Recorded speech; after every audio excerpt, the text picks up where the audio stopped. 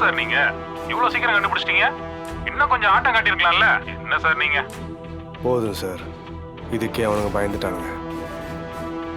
அவங்களா தேடி வந்து சிபியை கண்டுபிடிச்சதா நினைச்சிட்டு இருக்காங்க. ஆனா நான் நினைச்சதுனால தான் அவங்களால கண்டுபிடிக்க முடிஞ்சதுன்னு அவங்களுக்கு தெரியாது.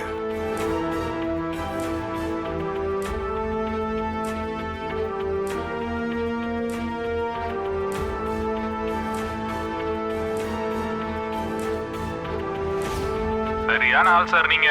நீங்க எப்பேற்பட்ட வில்லன்னு கூட இருக்க எவனாலையும் கண்டுபிடிக்க முடியாது.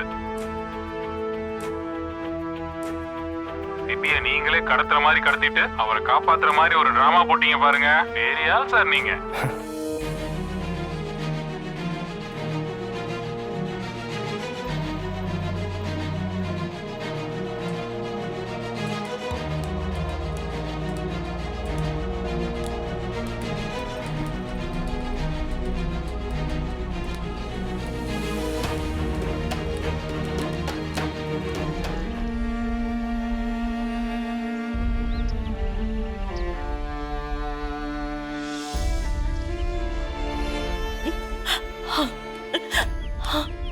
ஒன்றும் இல்லை ஜானு, அழாத ஜானு, அழாத.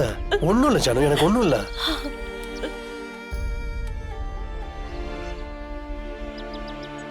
எனக்கு ஒன்றும் இல்லை, நீ அழாத சரியா? நான் தான் திரும்பி வந்துட்டேன்ல. என் உசுரே என்னை விட்டு போன மாதிரி இருந்துச்சு சிபி.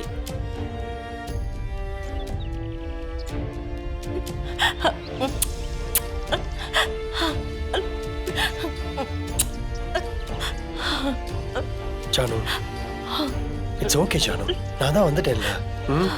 கூல், அழாத.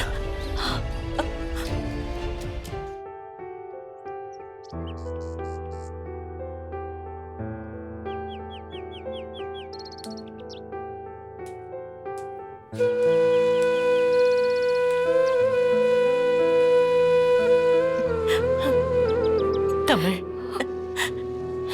இந்த குடும்பத்தோட நம்பிக்கையை காப்பாத்திட்ட, என் தலைமுறையை காப்பாத்திட்ட. உனக்கு உனக்கு எப்படி நன்றி சொல்றதுன்னே தெரியல. ஜனமா, இது ஏன் குடும்பம். என் புருஷனுக்கு ஒண்ணுனா நான் தானே முன்னாடி வந்து நிக்கணும். இப்படி பெரிய வார்த்தையெல்லாம் பேசாதீங்க ஜனமா.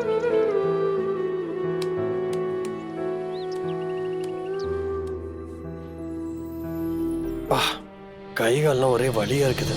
முதல்ல ஒரு நல்ல மசாஜ் சென்டர் போய் பாடி ஃபுல்லா மசாஜ் பண்ணிக்கணும். அப்பதான் நல்லா இருக்கும் போல. என்ன ஆச்சுன்னே தெரியலையே.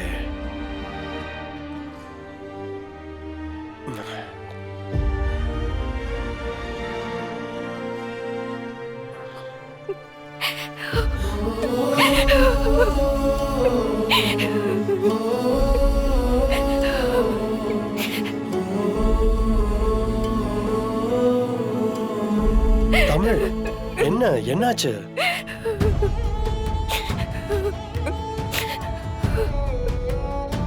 ஹேய், என்ன?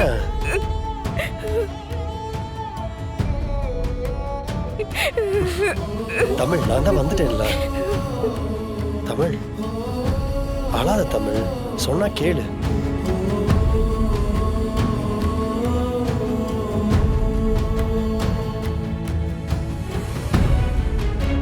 பாரு, ஏன் அழுற?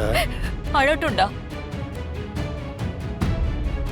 இவ்வளவு நேரம் நாங்கெல்லாம் உடஞ்சிடக்கூடாதுன்னு அவ அழுகைய கட்டுப்படுத்திட்டு இருந்தா.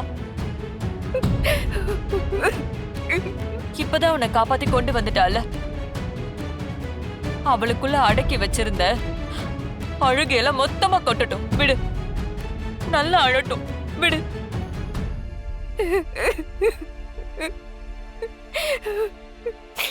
ஏய், உங்களுக்கு ஒரு விஷயம் தெரியுமா? என்ன விஷயம்? பிரபுக்கும் நம்ம சிபி சாரோட தங்கச்சி வர்ஷினிக்கும் நிச்சயம் பண்றத பேசிட்டு இருந்தாங்களே. கடைசி நேரத்துல அந்த நிச்சயம் நின்னு போச்சாம். என்னடி சொல்ற? அதை ஏன் கேக்குற? அந்த பிரபு நம்ம ஜனமாவோட எதிரி குறிஞ்சிநாதன் இருக்கால்ல, அவங்க பையன் தானா. அந்த உண்மையை மறைச்சிருக்கான். பாவண்டி அந்த பொண்ணு. ஆமா, ஜனமா எவ்வளவு தெளிவான ஆளு. அவங்களையே ஏமாத்திட்டானே. என்ன பண்றது? இந்த காலத்துல யாரை நம்புறதுனே தெரியல. பாவம்.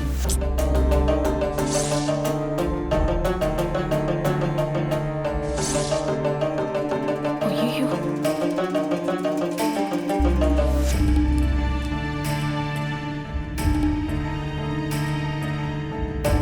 நிச்சயம் நின்னதுக்கு எங்க வீட்டுல இருக்கிற எல்லாருமே ஏதோ துக்க வீடு மாதிரி உட்கார்ந்துருக்காங்க. வர்ஷினி அவ்வளவு ஃபீல் பண்றா. ஆனா நீ இவ்ளோ ஸ்ட்ரகிள்ஸையும் தாண்டி இவ்ளோ தைரியமா எப்படி தமிழ் எப்படி உன் லைஃபை ஃபேஸ் பண்ண? எல்லாத்தையும் இழந்தவளுக்கு மிச்சம் இருக்கிறது நம்பிக்கையும் தைரியமும் தானே. என்னன்னு தெரியல, ஏதோ ஒரு வழி கிடைக்கும் நடந்து போலான்னு பல்ல கடிச்சிட்டு நடக்க ஆரம்பிச்சிட்டேன். நானும் என் தங்கச்சி அம்மா கூட சேர்ந்து அழுதுகிட்டே இருந்தேனா இன்னைக்கு நாங்க 4 பேர் உயிரோட இருந்திருக்கவே மாட்டோம். அன்னைக்கே ஏதோ ஒரு தப்பான முடிவு எடுத்திருப்போம்.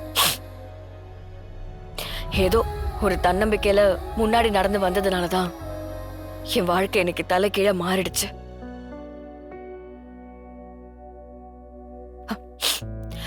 எப்பவுமே நம்மள சுத்தி ஒரு பிரச்சனை நடந்துச்சுன்னா அந்த பிரச்சனையை பத்தியே யோசிச்சு அந்த இடத்துல நம்ம உட்கார்ந்துட்டு இருந்தோம்னா எதுவுமே மாறாது. அது நம்மள பின்னாடிதான் தள்ளிட்டு வரும். சரி பாத்துக்கலாம், என்ன நடந்தாலும் சரி அப்படின்னு அடுத்ததை பத்தி யோசிச்சா நம்ம வாழ்க்கையில மாற்றம்னு ஒண்ணு வரும். அது யாரோட வாழ்க்கையிலயும் ஒரே ஒரு புள்ளியோட முடிஞ்சு போயிடாது.